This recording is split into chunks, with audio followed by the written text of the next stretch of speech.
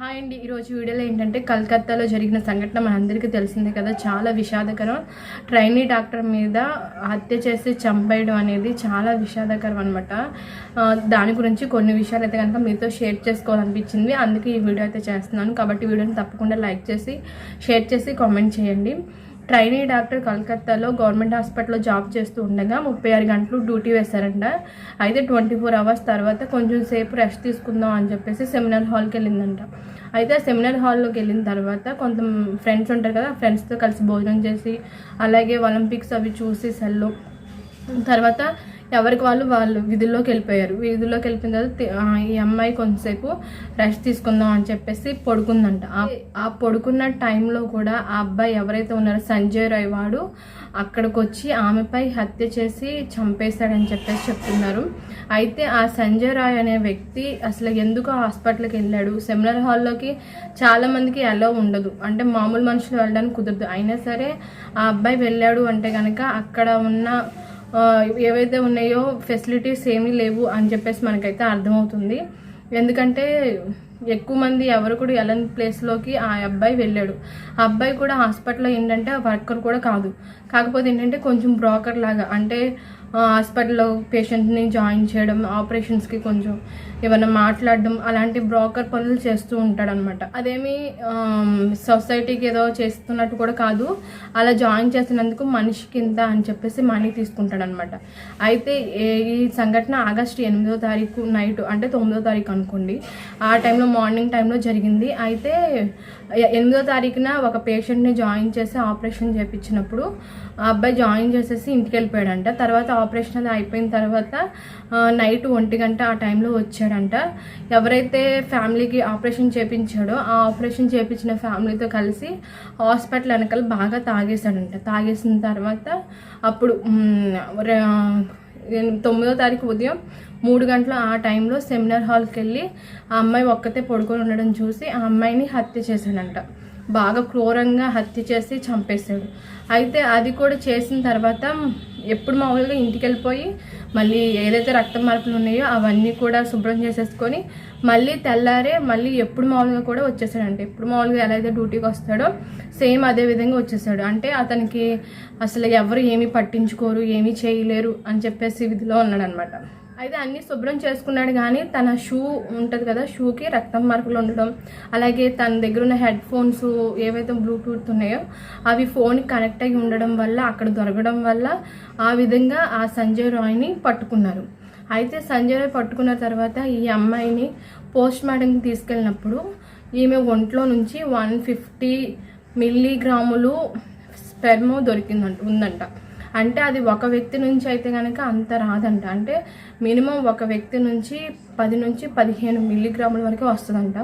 కాకపోతే అక్కడ ఎంతమంది చేశారు అమ్మాయిని అనేది ఇంకా తెలియాల్సి ఉంది. ఒక్కళ్ళైతే కనుక అరెస్ట్ చేశారు.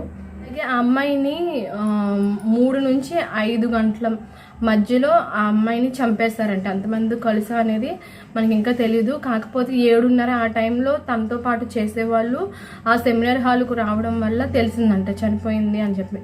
అప్పుడు ఆ ప్రిన్సిపాల్కి వాళ్ళందరికీ చెప్పిన తర్వాత వాళ్ళు వెంటనే పేరెంట్స్కి కూడా ఫోన్ చేయకుండా 3 అవర్స్ ఆగారంట. అంటే 10:30 మార్నింగ్ 10:30 ఆ టైంలో పేరెంట్స్కి ఫోన్ చేసి మీ అమ్మాయి సూసైడ్ చేసుకుని చనిపోయింది హెల్త్ ప్రాబ్లమ్స్ వల్ల అని చెప్పారంటే, అంతేగాని ఫస్ట్ టైం చంపబడ్డది అని చెప్పలేదంట.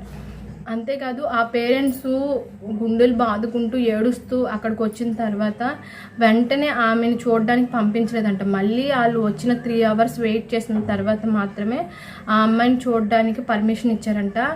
వెళ్ళేసరికి ఒంటి మీద ఏ బట్టలు అనేవి లేకుండా చేశారంట.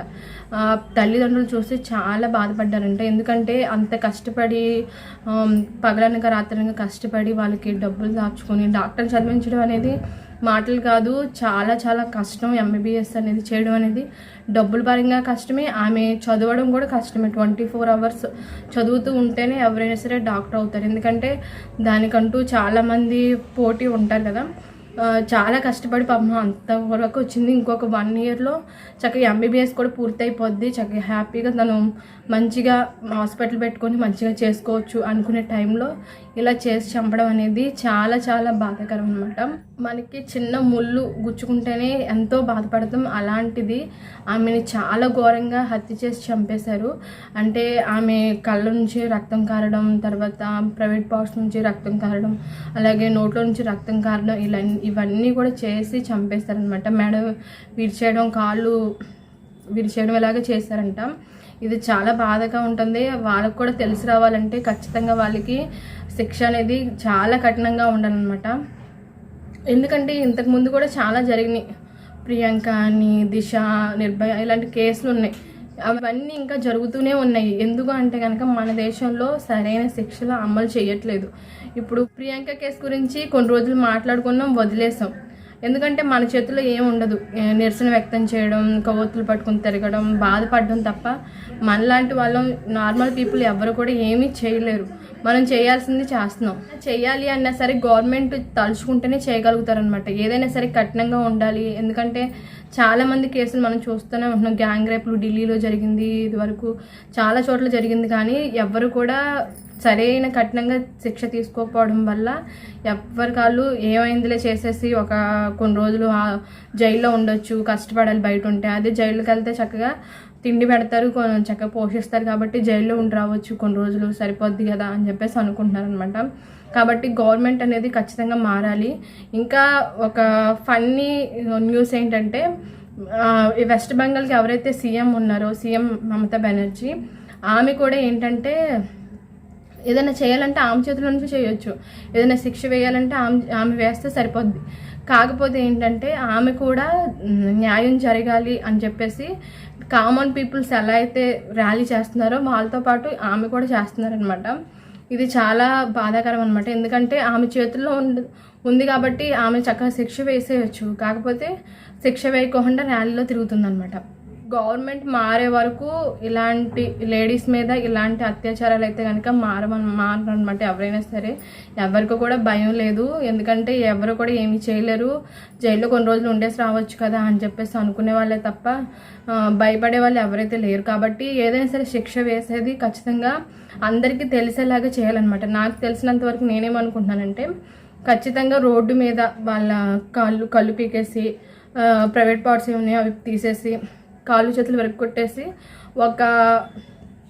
ఎలా ఉండాలంటే ఒక ఇంట్లో బంధించేసి, ఇప్పుడు సపోజ్ ఇప్పుడు మనం మ్యూజియంకి వెళ్ళి చూస్తూ ఉంటాం. వీళ్ళు పాత వస్తువులే కానీ, తర్వాత ఎవరెవరికి సంబంధించినవి అన్నీ కూడా మనం చూస్తూ ఉంటాం కదా.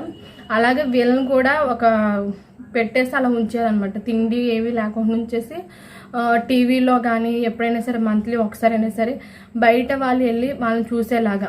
అప్పుడు ఎలా ఉంటుందంటే, ఈ వ్యక్తి ఈ అమ్మాయిని ఇలా చేయడం వల్ల ఇలాంటి పరిస్థితి వచ్చింది అని చెప్పేసి ప్రతి ఒక్కరికి కూడా తెలుస్తుంది. కాబట్టి ఏదైనా చేయడానికి కూడా భయపడతారు.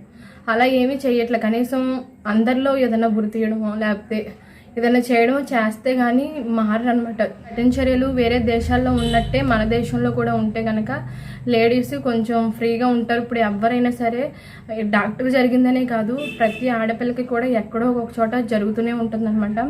డాక్టర్ కాబట్టి కొంచెం బయటకు వచ్చింది. కాకపోతే ఏంటంటే కొంతమందికి ఇలాంటివి జరిగినవి కూడా కొంతమంది బయటకు కూడా రానివ్వకుండా చేస్తున్నారనమాట. ఇలా జరగకుండా ఉండాలంటే ఖచ్చితంగా కఠిన చర్యలు అయితే కనుక గవర్నమెంట్ తీసుకోవాలి.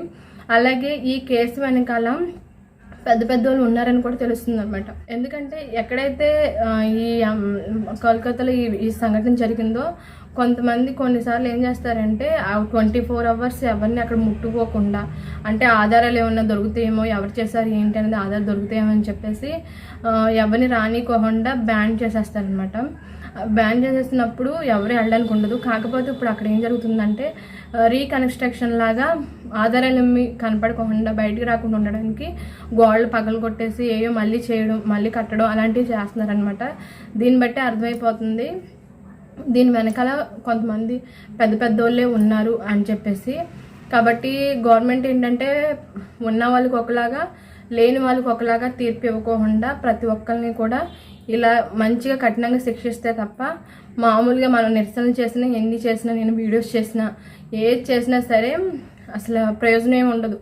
గవర్నమెంట్ మారి మంచిగా కఠినంగా శిక్షిస్తే తప్ప అందరికీ తెలిసేలాగనమాట. ఎవరికి తెలియకోకుండా ఏదో చేసేస్తాము అంటే మళ్ళీ ఎవరో ఒకరు చేస్తూనే ఉంటారు. ఎందుకంటే చిన్నపిల్లల దగ్గర నుంచి పెద్దవారి వరకు లేడీస్కి ఎప్పుడు ఏదో ఒకటి చేస్తూనే ఉంటున్నారు. కాబట్టి ఖచ్చితంగా అందరికీ తెలిసేలాగా ఏదైనా కఠినంగా శిక్షిస్తే తప్ప ఈ సొసైటీ అనేది మారదు. కాబట్టి ఖచ్చితంగా అందరికీ తెలిసేలాగా కఠినంగా శిక్షించాలని చెప్పేసి నేనైతే కోరుకుంటున్నాను. మీరేమనుకుంటున్నారో తప్పకుండా కామెంట్ సెక్షన్లో కామెంట్ చేయండి. వీడియో నచ్చితే లైక్ చేయండి, షేర్ చేయండి, ఛానల్ని సబ్స్క్రైబ్ చేసుకోండి. ఓకే అండి, థ్యాంక్ యూ.